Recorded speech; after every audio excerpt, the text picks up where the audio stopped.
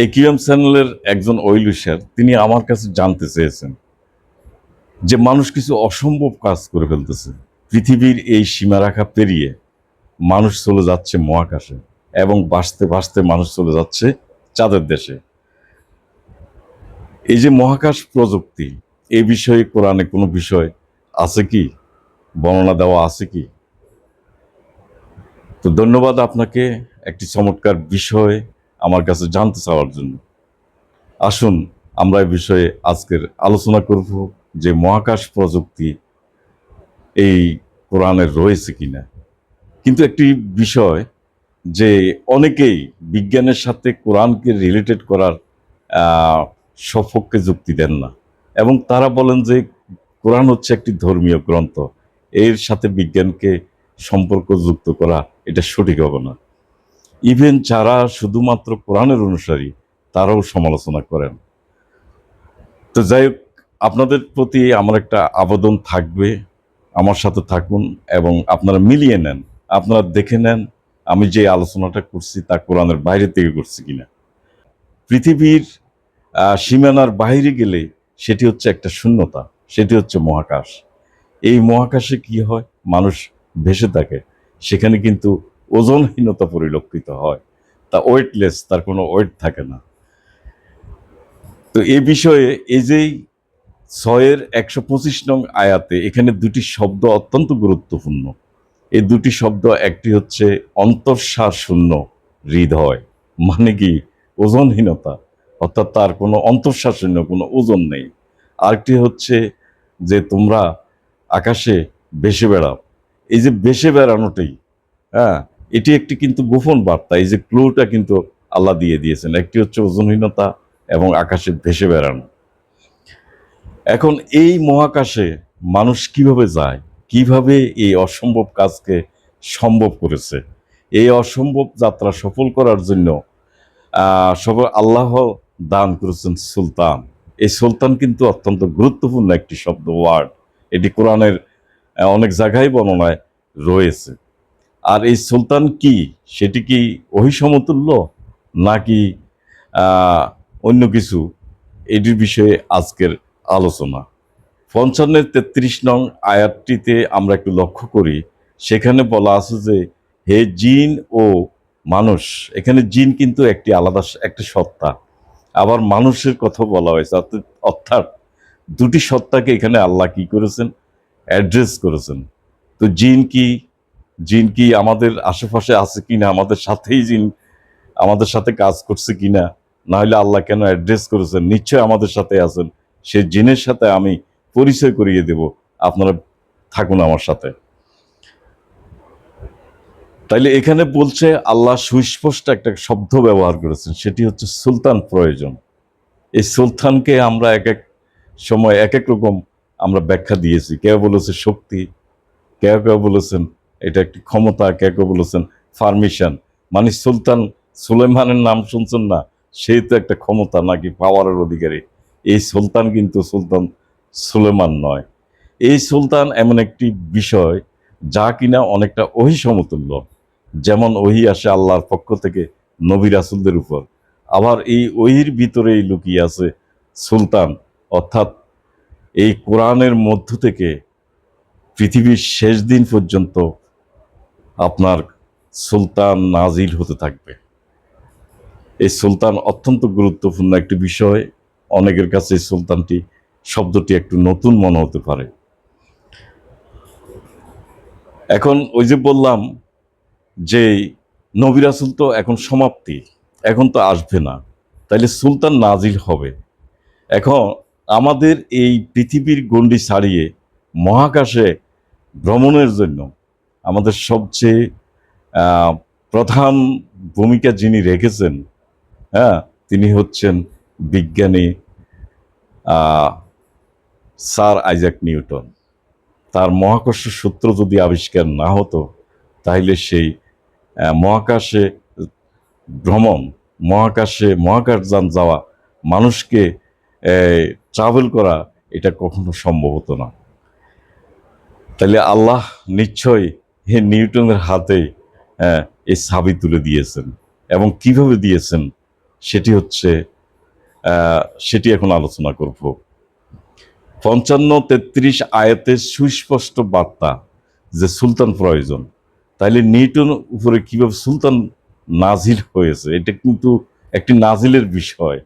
হ্যাঁ, তো সুলতান অনেকটা ওহির মতোই আর কি, ওহি সমতুল্য, এই জন্য বললাম।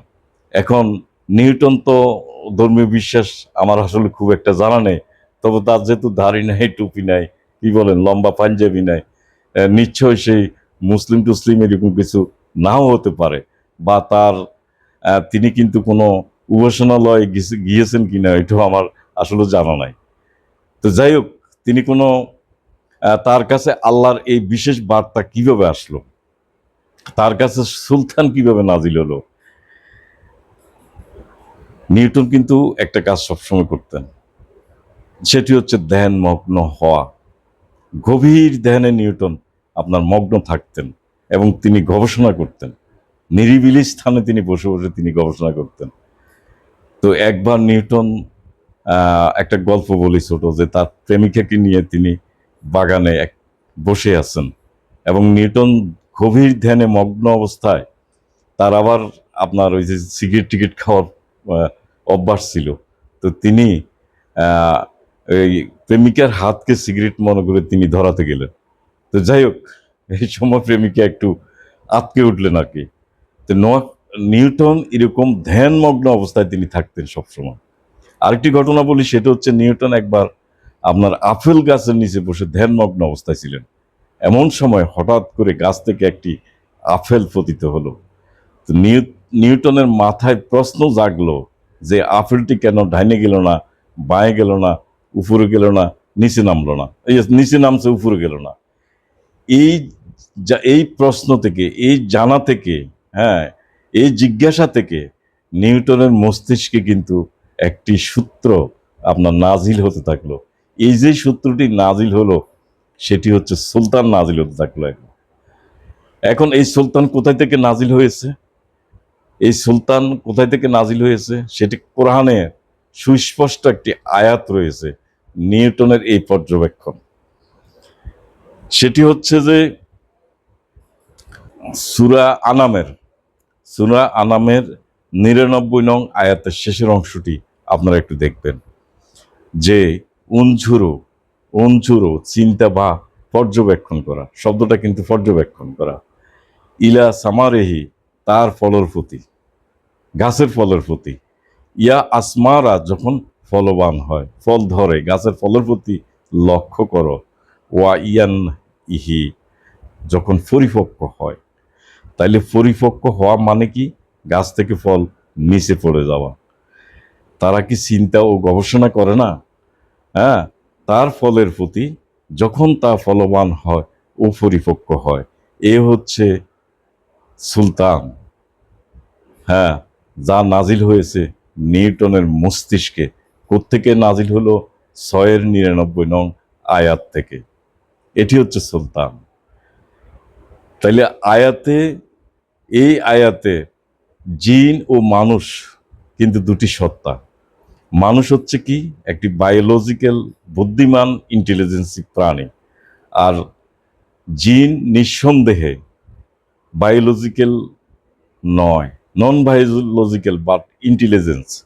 এবং বায়োলজিক্যাল যদি হতো তাহলে আমরা জিনকে দেখতে পেতাম। যেহেতু আমরা জিনকে দেখতে পাচ্ছি না, নিশ্চয় সে নন বায়োলজিক্যাল। এখন আয়াতের কনটেক্সট অনুযায়ী তাহলে জিন একটা ইন্টেলিজেন্স, এবং সেও কোথায় ট্রাভেল করবে?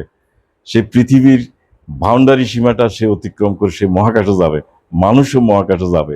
এই দুটি সত্তা আল্লাহ উল্লেখ করেছেন, হে জিন ও মানুষ, 55-33 নং আয়াতে। এবার আসুন, এই বিষয়টি আরেকটু পরিষ্কার একটু পরে হবে। এখন আসুন রকেট প্রযুক্তি। তো রকেট প্রযুক্তি সম্পর্কে সবারই জানা আছে যে এটি এমন একটি বিজ্ঞান ও প্রকৌশল ব্যবস্থা যার মাধ্যমে শক্তিশালী গ্যাস নির্গমনের মাধ্যমে রকেটকে সামনে বা উপরে চালিত করা হয়। এটি মূলত হচ্ছে যে অ্যারোস্পেস ইঞ্জিনিয়ারিং, এবং নিউটনস থার্ড ল এর উপর ভিত্তি করে আপনার এই রকেটটি কাজ করে। তাহলে এখানে সুলতানটা কি? এখানে সুলতান হচ্ছে অ্যাকশন টু রিঅ্যাকশন, নিউটনের থার্ড ল। এর আগে 699 বলেছি। যেহেতু সুলতান নাজিল হয় কোরআন থেকে, সুতরাং নিউটনের থার্ড ল অফ মোশন বা অ্যাকশন টু রিঅ্যাকশন রিলেটেড কোনো আয়াত আছে কিনা আসুন আমরা দেখে নিই। হ্যাঁ আছে, তবে একটু ভিন্ন উপস্থাপনায় আছে।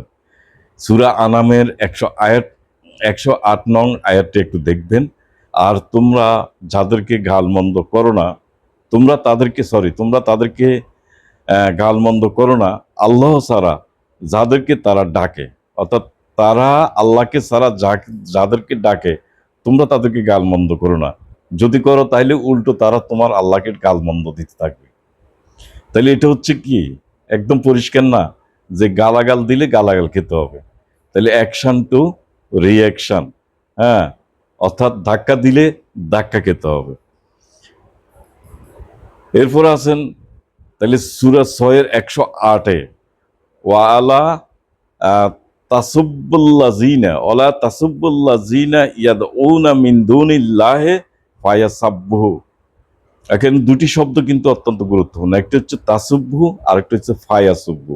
ওই যে অ্যাকশন টু রিঅ্যাকশন, তাসুব্বু যদি অ্যাকশন হয়, ফায়াসুব্বু হবে কি? আল্লাহ শব্দ দুইটা, কোরআনের এই ওয়ার্ড দুইটা অ্যাকশন টু রিঅ্যাকশন ছাড়া আর কিছু না।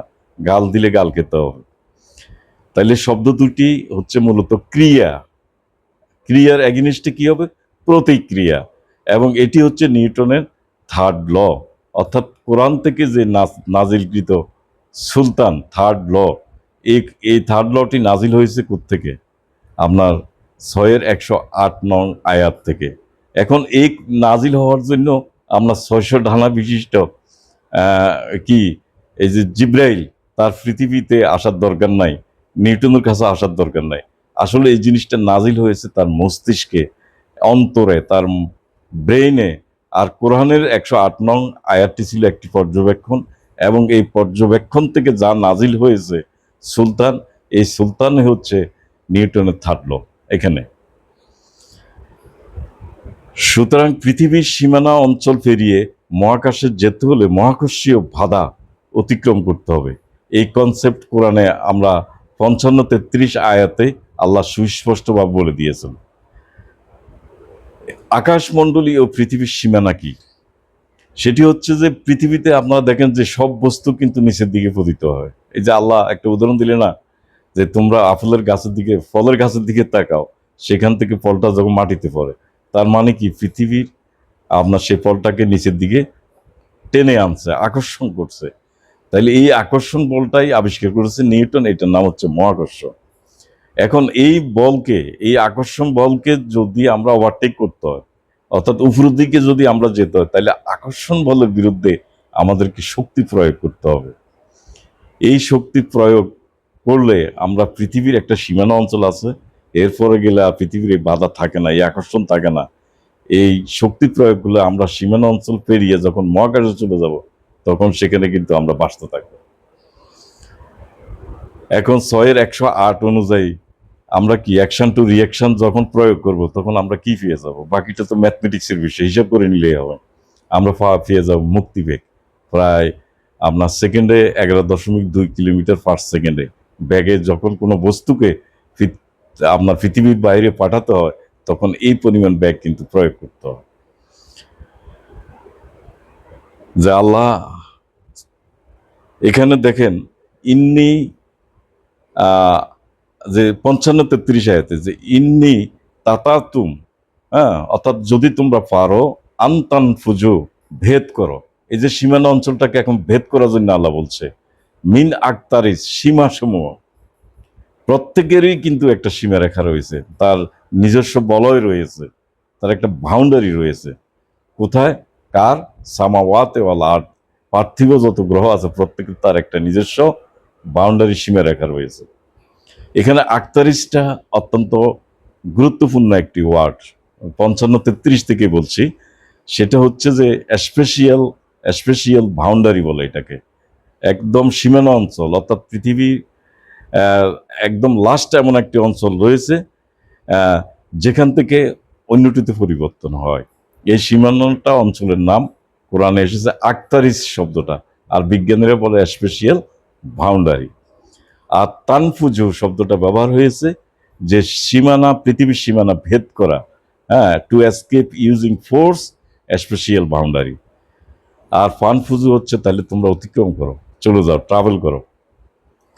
এখন রকেট প্রযুক্তি বিষয়ে এখন আলোচনা, কারণ আমাকে মহাকাশে যেতে হলে আমাদের রকেট প্রযুক্তির সাথে আমাদের পরিচিত হতে হবে কোরআন থেকেই। এমনিতে তো আমরা জানি, কিন্তু আমরা কোরআন থেকে আমরা পরিচিত হই। 38-10 নং আয়াতে ওদের কি আকাশমণ্ডলীয় পৃথিবীর এবং ওদের অন্তর্বর্তী সমস্ত কিছুর উপর দখল আছে? আকাশমণ্ডলী এবং পৃথিবী এর অন্তর্বর্তী যা আছে সবের উপর কি তোমাদের দখল আছে কিনা? থাকলে তোমরা উপায় বা মাধ্যম যোগে আরোহণ করো। কি চমৎকার কথা! মানে যদি থাকে, তোমরা যদি সেখানে যেতে পারো, যেতে চাও, তাইলে সেখানে তোমরা ব্যবহার করো কি মাধ্যম। তাহলে রকেট ইঞ্জিনিয়ারিংটা কি? রকেটটা কি? একটা মাধ্যম, যার মাধ্যমে, হ্যাঁ, আপনার রোবট বলেন অথবা মানুষ বলেন, তারা মহাকাশে চলে যায়। তাহলে আল্লাহ বলছে আমাদেরকে মাধ্যম ব্যবহার করতে বলেছে 38-10 আয়াতে। এখানে 22-15 নং আয়াতে দেখেন, এখানে একটা লঞ্চ, মানে রকেটটা যেখান থেকে আপনার উৎক্ষেপণ হবে, এই উৎক্ষেপণ কেন্দ্র যেটাকে বলে লঞ্চ প্যাড, এটি 22-15 নং আয়াতে পরিষ্কারভাবে একদম সুস্পষ্টভাবে বলা রয়েছে, সে আকাশের দিকে একটি সিঁড়ি প্রলম্বিত করুক। আকাশের দিকে একটি সিঁড়ি, যেখানে লঞ্চ প্যাডটা কি আকাশের দিকে একটি সিঁড়ি লাগানো থাকে না, যে সিঁড়ির সাথে আপনার রকেটটা আটকানো থাকে একদম ঊর্ধ্বমুখী করে। অতঃপর দেখুক, পরে তা বিচ্ছিন্ন করুক, সেপারেশনের কথা বললো। তারপর দেখুক তার কৌশল তার আক্রোশ হেতু দূর করে কিনা। তিনটে বিষয়, এক হচ্ছে একটা সিঁড়ি প্রলম্বিত করুক আকাশের দিকে, আর দ্বিতীয়টি হচ্ছে যে বিচ্ছিন্ন করুক, সেপারেশন, এবং আরেকটি টেকনিকের কথা বলা হচ্ছে যে আক্রোশ হেতু বা এটাকে দূর করা যায় কিনা। তাইলে সিঁড়ি আমরা পাচ্ছি কি, উৎক্ষেপণ কেন্দ্র বা লঞ্চ প্যাড আমরা এই আয়াত থেকে আমরা পেয়ে যাচ্ছি, এটা প্রয়োজন। হুম তারপরে এই প্ল্যাটফর্মের সিঁড়িটা দাঁড়িয়ে থাকে আকাশের দিকে যাত্রা শুরু করার সময়। পরে এটাকে যখন রকেটটাকে ছেড়ে দেওয়া হয়, তখন রকেটটা কিন্তু প্রচণ্ড গতিতে আকাশের দিকে চলে যায়, ধাবিত হয়, এবং যাওয়ার পর তারা রকেটের একটা ফাট কিন্তু আপনার খুলে যায়, বিচ্ছিন্ন হয়ে যায়। এটি আল্লাহ বলেছেন না যে পরে তা কেটে দাও, মানে কি বিচ্ছিন্নকরণ করো, কেটে দাও, ফেলে দাও। এটি ফার্স্ট স্টেজ আছে, সেকেন্ড স্টেজ আছে, এগুলো কয়েকটা স্টেজ থাকে, এই স্টেজগুলো আস্তে আস্তে কি হয়ে যায়, বিচ্ছিন্ন হয়ে যায়। হ্যাঁ, তারপর তারপর এই যে লাস্টের অংশটা, দেখুক তার কৌশল তার আক্রোশ হেতু দূর করে কিনা। বিজ্ঞানের ভাষায় এটিকে বলে নিয়ন্ত্রণমূলক পদক্ষেপ বা কন্ট্রোল অ্যাকশন। একটি নিয়ন্ত্রণমূলক কার্যক্রম বা কন্ট্রোল অ্যাকশন প্রয়োগ করা হয় এবং এটাকে পরীক্ষা করা হয় যে এটি কি সিস্টেমের অস্থিতিশীল, এর মধ্যে যে কোনো অস্থিতিশীলতা আছে কিনা, এই অস্থিতিশীলতা দূর করার জন্য, হ্যাঁ, এবং সেটাকে আপনার সক্ষমতা নিয়ে আসা হয়। এটি হচ্ছে বিজ্ঞানীদের কন্ট্রোল অ্যাকশন। এই কাজটা কিন্তু করতে হয়। কোরআনের সে 22-15 আয়াতে পরিষ্কারভাবে এই তিনটি বিষয় কিন্তু উল্লেখ রয়েছে। এখন জিনের সাথে আপনাদেরকে পরিচয় করে দেব। তো জিন হচ্ছে একটি বুদ্ধিমত্তা সম্পন্ন নন বায়োলজিক্যাল, আমরা হচ্ছে বায়োলজিক্যাল। তাহলে জিন আমরা তো দেখি না পৃথিবীতে, তাদের কি কোনো ল্যাবরেটরি আছে, তাদের কি কি মহাকাশযান আছে যে তারা মহাকাশে যায়? আমরা তো তাদেরকে দেখি না।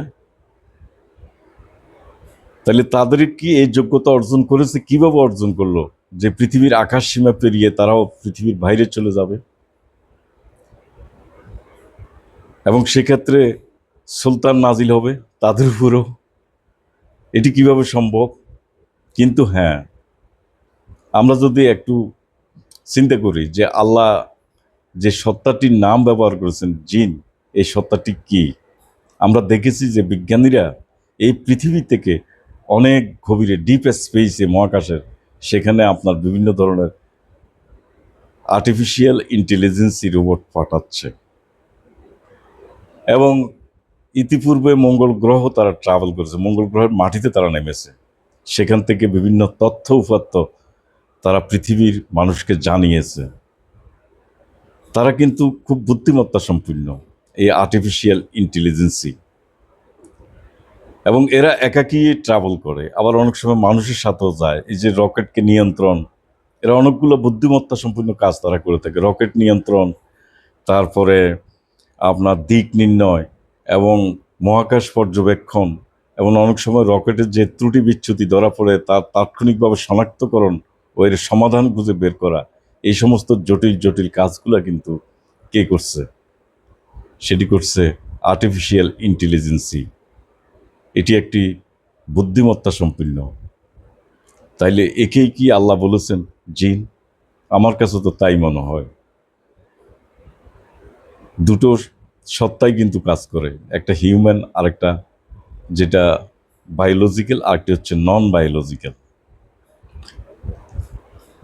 তাহলে এই বুদ্ধিদীপ্ত আর্টিফিশিয়াল ইন্টেলিজেন্সি বা এটাই হচ্ছে আপনার জিন বা কৃত্রিম বুদ্ধিমত্তা সম্পূর্ণ রোবটে হচ্ছে জিন। এখন রকেট প্রযুক্তির উন্নয়নে আপনার কয়েকজন সাহাবিগণের নাম বলবো। সাহাবিগণ কেন বলছি? মূল সুলতান কিন্তু নাজিল হয়েছে কার উপরে? নিউটনের উপরে। তাইলে নিউটনের উপরে সুলতান নাজিল হয়েছে, এখন তার বাস্তবায়ন বা প্রয়োগ করার প্রয়োজন, সেটা করবো তো সাহাবিরা। সেটা হচ্ছে যে রকেট প্রযুক্তির সাহাবিয়েরা, হচ্ছে সিয়লকভস্কি, যে পৃথিবীর মাধ্যাকর্ষণ বা গ্র্যাভিটি ছাড়িয়ে যেতে হবে। মহাকর্ষ অনুযায়ী পৃথিবীর দিকে সবকিছু টেনে ধরছে। তাইলে সিয়লকভস্কি কি করলেন? তার বিপরীতে এমন একটি শক্তি প্রয়োগ করলেন, হ্যাঁ, এবং সেটাকে পৃথিবীর বাউন্ডারি সীমাটা পেরিয়ে যেতে পারলেই কিন্তু মহাকাশে ট্রাভেল সম্ভব, বলে নাইলে হবে না। এটি বলেছেন সিয়লকভস্কি 55-33 আয়াতে, যে তোমরা যদি যেতে চাও যেতে পারো, তবে সীমানা অতিক্রম করতে হবে। 55-33 কথা বলা আছে। তাহলে তার বাস্তবায়নের যে সাহাবী দায়িত্ব নিয়েছেন, হ্যাঁ, তার নাম বলেছি যে সিয়লকভস্কি। আরেকজন সাহাবীর নাম বলবো, সেটা হচ্ছে গডার্ড। তিনি যে জ্বালানি পুড়ে আপনার গ্যাস তৈরি করে, সেই গ্যাসকে নিচের দিকে বের করে দেওয়া হয় খুব প্রবল বেগে। যখন গ্যাসটা নিচের দিকে বেরিয়ে যায়, তখন সেটা ধাক্কা দেয় রকেটকে, এবং সে মহাকাশের দিকে নিয়ে যায়। হ্যাঁ, এটি 6-108 আয়াতের বাস্তবায়ন। কি? অ্যাকশন টু রিয়াকশন, ক্রিয়া টু প্রতিক্রিয়া। তাইলে অর্থাৎ নিউটনের থার্ড ল, এর বাস্তবায়নের দায়িত্ব নিয়েছে গডার্ড, তার সাহাবী। ওবার্থ, তিনি বলেছিলেন যে বহু স্টেজ রকেটের প্রয়োজন। আমরা 22-15 কি পাচ্ছি, সেখানে বলেছে কি সেপারেশন করো, মানে স্টেজগুলোকে আলাদা করো, অর্থাৎ একই কথা। এবং এই প্রযুক্তির উন্নয়ন করেন ওবার্থ। আর মানুষ যে মহাকাশে যেতে পারবে, এই কথা কিন্তু বলা আছে 38-10। তবে শর্ত, সেটা হচ্ছে মাধ্যম যুগে যেতে হবে, মাধ্যম তো লাগবে। এই মাধ্যমটা কি? সেটা তো রকেট ছাড়া আর কিছুই নয়, ঠিক না? সর্বশেষ কথা হলো যে ওহির মধ্য থেকে সুলতান নাজিল হয়। এই সুলতান ওহির মধ্য থেকে কিভাবে নাজিল হয় এবং এর সপক্ষে কোনো আয়াত আছে কি? হ্যাঁ, 3-151 আয়াত। ইয়া ইউ ইউ নাজছিল বেহি সুলতানান, অর্থাৎ সুলতান নাজিল করেছেন। সুলতান নাজিল করেছেন, নাজিল করা, তার মানে যে কোরআনের যে ওহি আকারে যে আয়াত এসেছে, সে আয়াতে পর্যবেক্ষণ আকারে ছিল, এবং সেই আয়াত থেকেই আল্লাহর পছন্দনীয় ব্যক্তির উপর যাকে দিয়ে কাজ হবে, সেখানে হিন্দু মুসলিম বৌদ্ধ খ্রিস্টান কিন্তু কোনো বিষয় না। বিষয়টা হচ্ছে যাকে দিয়ে কাজ হবে তার উপরে কিন্তু সুলতান নাজিল হয়। 4-153 আয়াত, ওয়াতাইনা মূসা সুলতানান মুবিন, মূসাকে দেওয়া হয়েছে সুস্পষ্ট সুলতান। কোনো প্রযুক্তি ছিল, আল্লাহকে দেখতে হবে, তার প্রযুক্তি ব্যবহার করতে হবে না, এই কোনো প্রযুক্তি ছিল আর কি। 7-33 আয়াত, ইউ নাজেল, এখানেও সে নাজিল করা হয়েছে বেহি সুলতানান, সুলতান নাজিল করেছেন। তাহলে সুলতান নাজিল হয়, ওই আয়াত থেকে নাজিল হয় সুলতান। তারপরে 1196 নং আয়াতে বলছে যে ওয়ালাকাদ আরসালনা মূসা বে আয়াতিনা ওয়া সুলতানিন মুবিন। মূসাকে কি দিয়েছেন? তিনি নিদর্শন দিয়েছেন, কোন একটা প্রযুক্তি দিয়েছেন আর কি। এর মধ্যে রয়েছে কি? সুস্পষ্ট সুলতান। এখানে বে আয়াতিনা ওয়া সুলতানিন, অর্থাৎ আয়াত থেকে সুলতান নাজিল হয়। আমরা আরেকটা বিষয়, যে মহাকাশযান যখন পৃথিবীর বায়ুতে প্রবেশ করে তখন সেটাকে কি আগুনে আপনার আহ, বাতাসের ঘর্ষণে, সেখানে বায়ুমণ্ডলের ঘর্ষণে সেখানে আগুনের অগ্নিশিখা উৎপন্ন হয়। এবং এর ভিতরে এই যানের মধ্যে যারা থাকে তারা কিন্তু একটি আগুনের কুণ্ডলীর ভিতরে তারা কিন্তু অবস্থান করে। কিছুদিন আগে তো এরকম একটি মহাকাশযান আমরা সাগরে তাদেরকে অবতরণ করানো হয়েছে এবং সেটা আমরা দেখেছি। তাইলে 33-35 নং আয়াতের মধ্যে আল্লাহ বললেন যে তোমাদের উপর আগুনের শিখা পাঠানো হবে। আগুনের শিখে পাঠানো হয়নি? হয়েছে। তো প্রিয় দর্শক, সর্বশেষ কথা হলো আমাদেরকে গবেষণাতন্ত্রে আমাদের মনোযোগী হতে হবে। হ্যাঁ, আর এর বাইরে গিয়ে তাসবিহ তাহলিল করবেন, নাকি টেকি গুনবেন, সেটা তো আছে। তার চেয়ে বড় গুরুত্বপূর্ণ বিষয় হচ্ছে যে গবেষণা করা। তো 7-185 নং আয়াতটি দিয়ে শেষ করব। তারা কি আকাশমণ্ডলীয় পৃথিবীর ব্যবস্থাপনা নিয়ে চিন্তা ও গবেষণা করে না? কত গুরুত্বপূর্ণ একটি বিষয়। এখন আমি আজকে যে আলোচনা রেখেছি যে কিভাবে কোন সূত্র প্রয়োগ করে আপনার মহাকাশে আর এই যাত্রা আমাদের সফল হয়েছে এবং সেখানে কি কি প্রযুক্তির ব্যবহার হয়েছে, এই সব কিছু পরিষ্কারভাবে আয়াত থেকে ধরে ধরে আমি বলার চেষ্টা করেছি। বিশ্বাস অবিশ্বাস আপনাদের বিষয়, মেনে নেবেন কি নেবেন না এটি আপনাদের বিষয়। তবে এই সকল এখনো আপনার কোরআন থেকেই ওই সমতুল্য সুলতান নাজিল হয় এবং পৃথিবীর মৃত্যুর শেষ দিন পর্যন্ত এই ওহী থেকেই, কোরআনের আয়াত থেকে সুলতান নাজিল হতেই থাকবে। সবাই ভালো থাকুন। ধন্যবাদ।